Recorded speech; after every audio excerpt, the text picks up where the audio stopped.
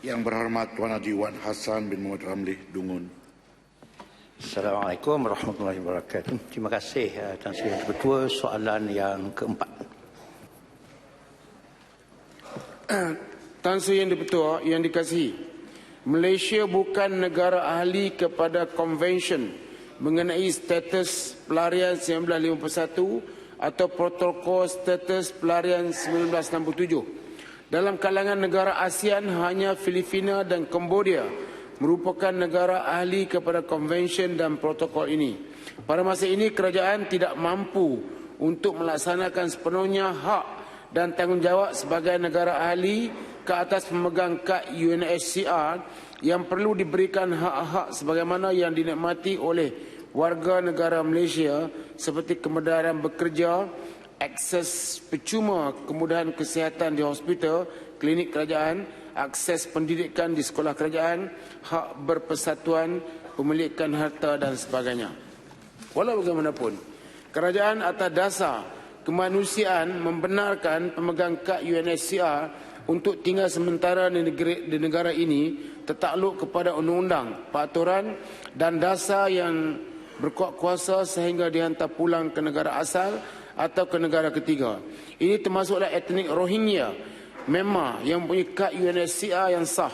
Kerajaan berharap situasi di Rakhine State, Myanmar akan pulih seperti sedia kala dan etnik Rohingya, Myanmar diiktiraf semula sebagai warga negara Myanmar bagi membolehkan mereka kembali semula ke Myanmar. Dalam tempoh sepanjang masa mereka berada di sini, pemegang kad UNHCR di Malaysia yang pertama tidak dinafikan kebebasan bergerak hanya di semenanjung Malaysia saja dan tidak ditahan melainkan terlibat dengan aktiviti jenayah atau melanggar undang-undang negara. Yang keduanya tidak akan dihantar kembali ke negara asal selari dengan prinsip non-reformo melainkan secara sukarela atau negara tersebut mencapai keamanan. Yang ketiga, tidak dinafikan hak untuk mendapatkan rawatan di hospital, klinik kerajaan dengan diberi potongan cas sebanyak 50% daripada kadar yang dikenakan ke atas golongan ekspatriat. Vaksinasi kepada kanak-kanak adalah diberikan secara percuma dan mereka dibenarkan untuk mendapat kemudahan pelajaran di sekolah swasta yang dikendalikan oleh UNHCR, NGO dan komuniti pelarian. Ini isu mengenai sara hidup, akses kepada pendidikan, kesihatan dan sebagainya ke atas pemegang kad UNHCR ini merupakan tanggungjawab yang sepatutnya diambil tindakan oleh pihak UNHCR. Dalam hal ini juga kerajaan telah mengambil daya usaha melaksanakan projek perintis kebenaran bekerja kepada etnik Rohingya, Myanmar. Seramai 300 orang pemegang kad UNHCR dalam sektor peladangan dan perkilangan mulai 1 Mac 2017. Sambutannya sejuk. Selain daripada itu, pihak Qatar Development Fund juga telah bersetuju untuk memberikan sumbangan dana bagi melaksanakan projek-projek berkaitan pendidikan, kesihatan dan kemahiran asas dan separuh mahir kepada etnik Rohingya, Myanmar dengan diselaraskan oleh Majlis Keselamatan Negara Jabatan Perdana Menteri. Ini bagi membolehkan etnik Rohingya, Myanmar diberikan persediaan untuk diterima di negara ketiga atau pulang semula ke negara asal. Bagi meningkatkan pemantauan dan penyelarasan ke atas UNHCR dan pemegang kad UNHCR, kerajaan telah mewujudkan Joint Task Force JTF bersama dengan pihak UNHCR. JTF ini membincangkan isu-isu mengenai aspek penentuan status pemegang kad UNHCR, penempatan ke negara ketiga atau pulang ke negara asal, isu-isu kebajikan, kesihatan, pendidikan dan sara hidup. Sementara pemegang kad UNHCR tinggal sementara di Malaysia. Mesyuarat JTF ini diadakan pada 6 Disember yang lepas, 2016. Kerajaan dari masa ke semasa akan sentiasa mengkaji tindakan-tindakan yang boleh dilaksanakan ke atas pelarian-pelarian yang memegang kad UNHCR yang mana tidak dapat pulang ke negara asal sehingga bertahun-tahun lamanya akibat konflik perpecahan di tempat asal. Selain itu, kerajaan juga sentiasa menyuarakan pandangan di forum-forum antarabangsa bagi memastikan keadaan di negara-negara yang menyebabkan limpahan pelarian ke Malaysia kembali aman dan memudahkan pelarian untuk pulang ke negara asal. Namun begitu, sikap tidak campur tangan ke atas urusan negara lain seperti mana yang diamalkan dalam komuniti negara ASEAN perlu dihormati dan direalisasikan dengan sebaik mungkin dalam hal ini. Terima kasih. Terima kasih di atas jawapan yang telah diberikan oleh Menteri berkaitan dengan UNHCR berkaitan dengan pelarian dari etnik Rohingya. Atas usaha koordinasi pemudah cara yang telah dilakukan dengan menyusun peraturan-peraturan dan juga apakah sebenarnya jangkaan boleh diselesaikan sepenuhnya berkaitan dengan pelarian etnik Rohingya ini dan langkah-langkah perlu yang dijangka untuk jangka panjang supaya memungkinkan kita menyelesaikan sepenuhnya dalam satu jangka waktu yang kita jangka boleh ditetapkan untuk masa yang akan datang. Terima kasih Tan Sri Yang di-Pertua. Tan Sri Yang di-Pertua, langkah jangka pendek dan langkah yang dibuat dari masa ke semasa ialah dengan menghantar mereka ke negara yang ketiga. Jadi ada negara ketiga yang sudi menerima mereka dan mereka pula sudi pergi ke sana. Walaupun sebahagian daripada mereka yang pernah pergi ke negara yang ketiga minta untuk balik ke Malaysia. Yang itu kita tak boleh pertimbangkan. Mereka dah bersetuju pangkat awal dan mereka berada di negara ketiga, tetapi banyak yang teringin sangat balik ke Malaysia. Itu jangka pendek dan jangka panjang. Untuk jangka panjang ialah kita berdoa semoga Rakhine State dapat kembali aman dan kerajaan Myanmar mengiktiraf mereka sebagai warga negara. Kerana mereka telah datang sudah beratus tahun berada di sana, bila berlaku kemerdekaan dan sebagainya. Jadi ini yang telah berlaku di Myanmar. Walaupun tidak wajar untuk membiarkan orang-orang ini tanpa warga negara, dan saya percaya ini sedang dibincangkan dengan hebatnya di perangkat ASEAN berhubung dengan status mereka. Maling. Terima kasih Yang Berhormat Tan Sri Yang di-Pertua. Terima kasih kepada Yang Berhormat Menteri. Saya meneliti jawapan Yang Berhormat Menteri tadi.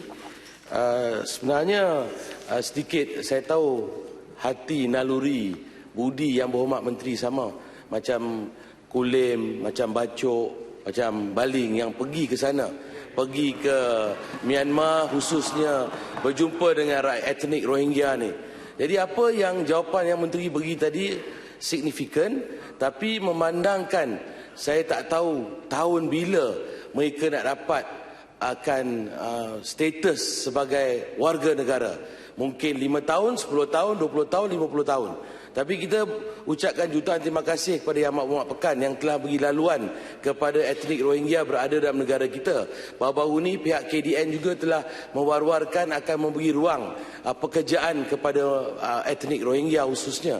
Soalan saya, apakah bentuk latihan kemahiran yang bakal boleh kita berikan khususnya kepada etnik-etnik Rohingya yang berada di Malaysia? Dan apakah bentuk bantuan insurans dari sudut macam Yang Berhormat sebut tadi berkaitan dengan hospital mereka untuk kesihatan mereka dan sebagainya? Kita juga tahu bahawa Qatar Development Fund telah mewar-warkan mereka ingin bekerjasama dengan Malaysia. Waktu kami berada di situ, Food Flotilla to Myanmar berada di situ, mereka telah war-warkan. Saya ingin mencadangkan kepada Yang Berhormat Menteri untuk syorkan dalam mesyuarat kabinet kita buatkan IBOS, International Blue Ocean Strategy. Kita jemput Kuwait, kita jemput Saudi, kita jemput Bahrain, Qatar untuk kita wujudkan satu fund untuk kita membantu memandangkan mereka lebih dekat dengan kita wujudkan dan kita bantu. Dan soalan saya, apakah bentuk jenis latihan kemahiran sementara mereka berada dalam negara bumi bertuah Malaysia ini, selain kita memberikan peluang-peluang pekerjaan dalam contohnya tabung haji plantation, Sime Darby plantation dan plantation-plantation yang ada dalam negara kita ini, kita boleh berikan peluang kepada mereka. Terima kasih Yang Berhormat Menteri.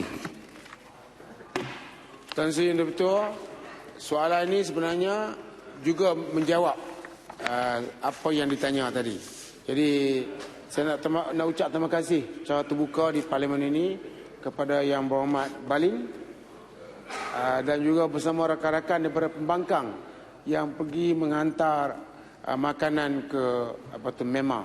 Saya percaya ini mana-mana pihak tak boleh lagi mempertikaikan. Baliknya kita memberi sokongan dan bagi tepukan tangan kepada dia sekali. Thank you. Terima kasih. Kalau ada ramai orang macam ni, selamatlah parlimen dan juga negara Malaysia ni. Okey. Tak dapat hadiah lagi ke? Puji ke banyak. Okey, yang pertama sekali adalah apakah bentuk latihan kemahiran. Kita latihan kemahiran ini memerlukan kos, perbelanjaan dan sebagainya.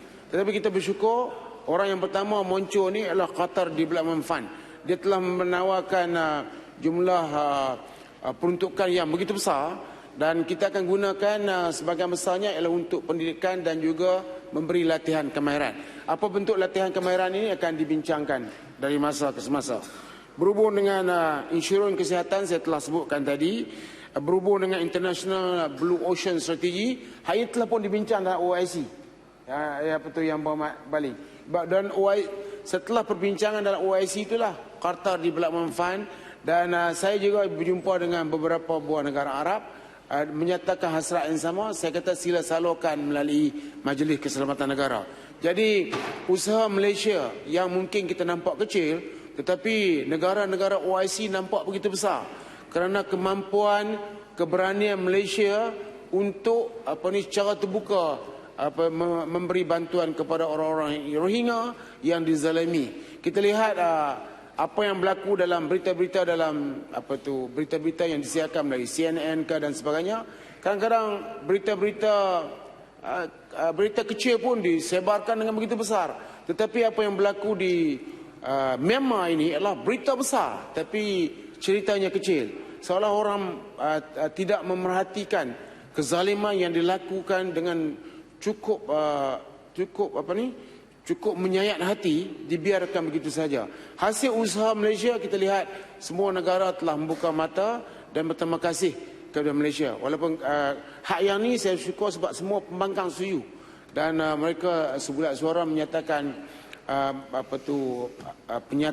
penyataan sedih mereka kepada kezaliman yang dilakukan di Myanmar dan sudah pasti berterima kasih kepada keberanian Yang Berhormat Pekan untuk menyatakan hasrat rasa nubari asmara rakyat Malaysia dan juga kerajaan Malaysia tentang apa yang berlaku.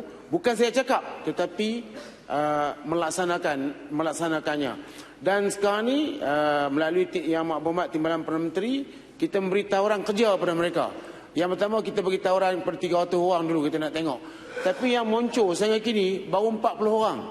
Makna kata mereka sudah berada dalam pasaran pekerjaan di mana-mana dan yang datang kepada kita tu dengan mungkin berat hati 40 orang. Jadi belum capai baru 300 tu belum capai lagi dan kita bayangkan mereka yang di sini sudah menjangkai lebih 60,000 orang yang ada kad, yang belum ada kad pun mungkin dalam jumlah yang sama. Jadi keprihatinan kerajaan Malaysia diteruskan kepada mereka yang dizalimi di luar negara. Terima kasih kepada soalan yang telah pun menjawab.